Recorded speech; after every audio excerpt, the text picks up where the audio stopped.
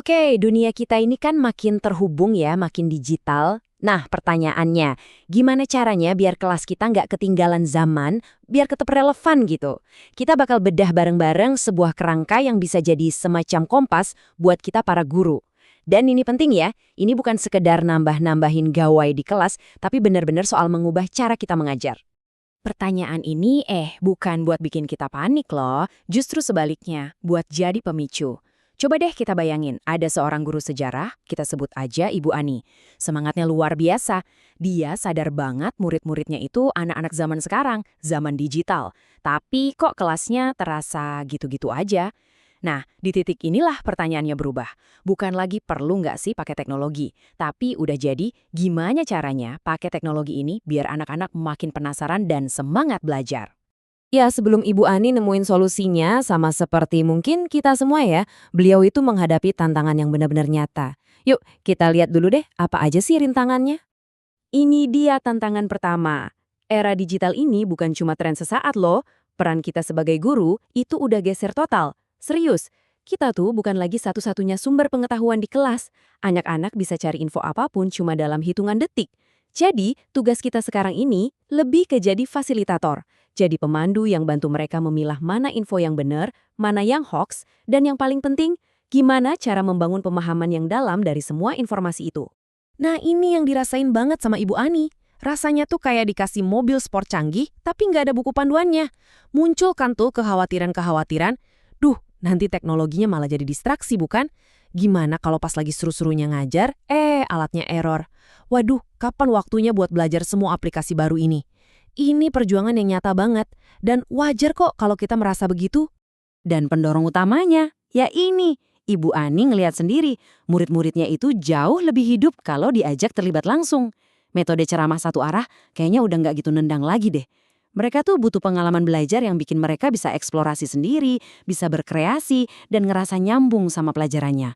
Bukan cuma sekedar ngapalin. Oke, di tengah semua kebingungan itu, Ibu Ani akhirnya nemu sesuatu. Semacam jembatan atau peta gitu ya, yang ngebantu dia buat jalan di dunia baru ini dengan lebih percaya diri. Nah, jembatan inilah yang namanya TPKA.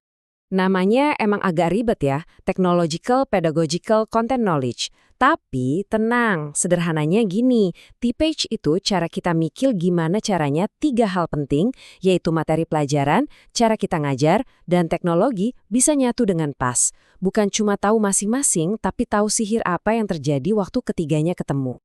Kutipan ini, wah pas banget sih. Buat Ibu Ani, TPACK itu bukan lagi sekedar teori di atas kertas. Ini jadi semacam filosofi baru yang mengubah cara pandangnya. Teknologi itu bukan lagi beban tambahan, tapi justru jadi alat yang super ampuh buat mendukung cara dia mengajar dan bikin murid-muridnya lebih paham materi. Jadi, apa aja sih tiga pilar utamanya? Yuk kita bedah satu persatu dan kita coba lihat dari sudut pandang Ibu Ani tadi ya. Nah, diagram ini nih kuncinya. Coba bayangin, ada tiga lingkaran keahlian yang pasti kita semua punya sebagai guru. Kehebatan kita itu bukan di tiap lingkaran itu sendiri, tapi justru di area tengah-tengahnya, tempat ketiganya saling tumpang tindih. Kita lihat ya satu-satu. Yang pertama, content knowledge atau CK. Gampangnya, ini soal penguasaan materi kita. Apa yang kita ajarkan. Kalau buat Ibu Ani, ini soal kecintaannya pada sejarah. Dia hafal betul detail Perang Diponegoro, seluk-beluk jalur rempah, sampai reformasi. Inilah zona nyamannya. Kedua, pedagogical knowledge atau PK. Nah, ini seninya mengajar. Bagaimana cara kita mengajar? Ibu Ani misalnya, jago banget memancing diskusi kelas jadi seru, bisa bikin kerja kelompok yang efektif, atau ngasih pertanyaan-pertanyaan yang bikin muridnya mikir keras. Ini keahlian pedagogisnya. Dan yang ketiga, technological knowledge atau TK. Nah, ini nih, area yang tadinya bikin Ibu Ani agak galau. Ini soal alat yang kita pakai. Mungkin dia udah biasa pakai proyektor atau email, tapi dia belum kebayang gimana caranya aplikasi-aplikasi lain itu bisa beneran mengubah cara belajar, bukan cuma jadi pajangan keren aja. Disinilah momen ahanya Ibu Ani. Dia sadar, cuma jago sejarah CK dan pinter bikin diskusi PK aja tuh nggak cukup buat zaman sekarang. Kekuatannya sebenarnya itu muncul pas dia mulai nanya ke dirinya sendiri. Oke, alat teknologi atau TK apa ya yang bisa aku pakai buat bikin diskusi PK soal jalur rempah CK jadi jauh lebih hidup dan interaktif? Oke, cukup teorinya. Sekarang kita ke prakteknya. Gimana sih caranya Ibu Ani dan Anda juga bisa bawa konsep ini ke dalam perencanaan pelajaran sehari-hari? Yuk kita lihat langkah-langkahnya. Prosesnya sebenarnya simpel dan urutannya penting, jangan kebalik. Selalu mulai dari nomor satu. Tujuannya apa? Di akhir pelajaran, siswa mau bisa apa? Ini kan gabungan dari konten dan pedagogical knowledge kita nih. Nah, setelah tujuannya jelas, baru kita cari teknologi yang pas buat bantu capai tujuan itu. Terakhir, kita rancang aktivitasnya yang bikin siswa jadi pusatnya, bukan kita. Dan inilah yang akhirnya Ibu Ani lakuin. Keren banget. Dia nggak lagi cuma ceramah soal jalur rempah, tapi dia pakai Google Earth, ini teknologinya, biar murid-muridnya bisa jalan-jalan sendiri menelusuri rute itu, ini pedagoginya, sambil memahami konteks geografis perdagangannya. Ini kontennya. Lihat kan? Teknologinya bukan lagi pajangan, tapi jadi kayak kendaraan buat anak-anak belajar sendiri. Jauh lebih nempel di kepala. Oke, sekarang giliran Anda. Perjalanan Ibu Ani tadi kan dimulai dari refleksi diri.